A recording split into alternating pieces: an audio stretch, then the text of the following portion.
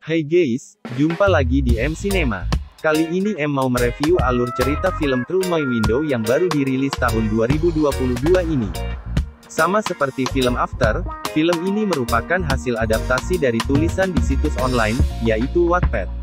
Walau dibintangi oleh artis remaja Spanyol, film yang banyak adegan panasnya ini ditujukan untuk penonton dewasa. Nah, daripada penasaran, mari kita saksikan alur ceritanya.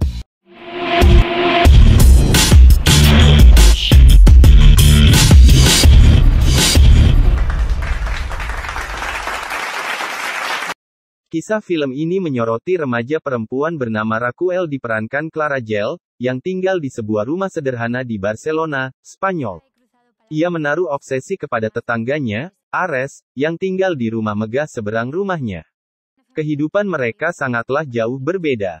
Raquel tumbuh di keluarga yang cukup, alias sedang-sedang saja, sedangkan Ares berasal dari keluarga kaya raya konglomerat, yaitu keluarga Hidalgo. Keluarga tersebut bahkan memiliki perusahaan yang sangat berpengaruh, dan memiliki gedung paling megah di Barcelona. Hidalgo memiliki 3 pewaris kekayaan keluarga, yakni Artemis alias Eric Masip, Ares alias Julio Pena, dan Apollo alias Hugo Arbus. Cerita mereka dimulai karena Wi-Fi. Adik Ares yaitu Apollo, ketahuan mengakses Wi-Fi milik Raquel. Ternyata adiknya itu mengetahui passwordnya dari Ares. Raquel bertanya-tanya, bagaimana Ares bisa mengetahui password tersebut. Pada suatu malam, Raquel mendapati Ares yang berada di halaman rumahnya mencuri Wi-Fi miliknya. Rupanya Ares selama ini menghack sistem keamanan komputer, dan jaringan milik Raquel. Yang lebih parah lagi, Ares juga mengetahui kalau ternyata Raquel terobsesi padanya. Buenas noches, bruja. Bruja. Selama ini Raquel mengetahui segala hal tentang Ares, segala kegiatannya, jadwal Ares latihan bola, hingga mengoleksi foto-fotonya. Bahkan Raquel menjadikan Ares sebagai pemeran utama dalam tulisannya. Raquel selalu mengamati kegiatan Ares, dan sering mengikuti Ares kemanapun ia pergi, hingga akhirnya suatu ketika diketahui oleh tetangganya tersebut.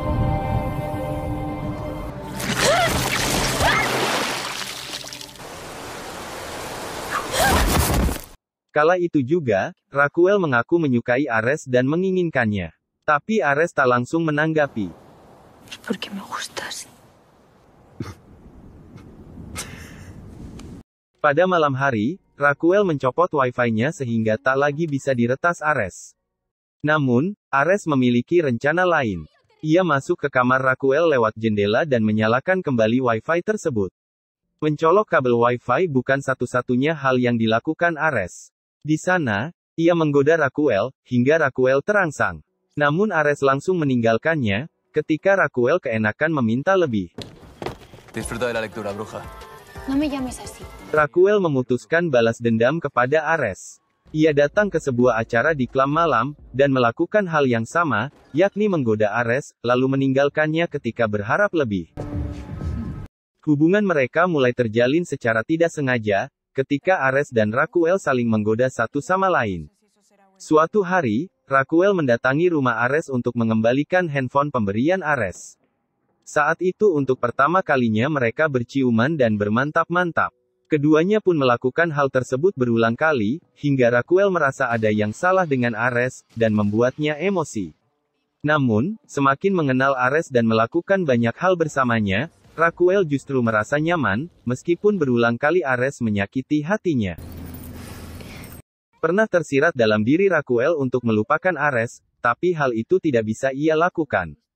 Begitu juga dengan Ares, ingin melupakan Raquel, seperti cewek-cewek lain yang ia gauli selama ini. Tapi kok enggak bisa, padahal Ares sudah dilarang oleh papanya, untuk melakukan hubungan yang serius dengan Raquel, karena Ares adalah salah satu dewan eksekutif Alpha 3, penerus bisnis papanya. Hingga suatu ketika, Ares nekat membawa Raquel ke acara pesta perusahaan, yang diadakan di gedung megah mereka. Di sana Raquel malah merasa dipermalukan, karena ternyata ibu Raquel bekerja menjadi pelayan di pesta tersebut. Querías humillarme. Kembali mereka berdua dilanda kegalauan. Apakah akan melanjutkan hubungan beda kasta yang rumit dan sulit ini? Di malam pesta wisuda, Raquel menunggu Ares yang berjanji akan datang, jika benar-benar mencintai Raquel. Ares datang tapi langkahnya dihadang oleh Yoshi, teman tapi mesranya Raquel, yang cemburu pada Ares.